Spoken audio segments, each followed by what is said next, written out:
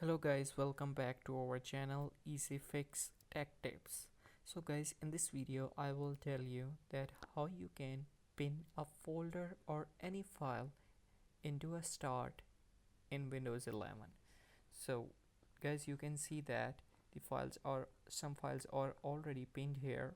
How you can add any more files or any folder right there. So just for the example, I will add that folder right over here in the start so I can quickly access it. So to do that, you just have to right click on a folder or on a file which you want to add there.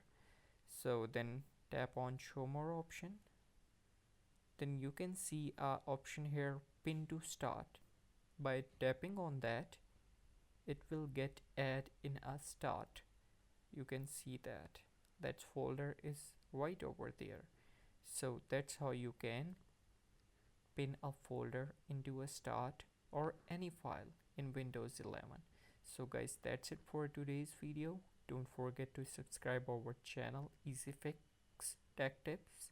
I will see you in the next video. Have a great day. Bye bye.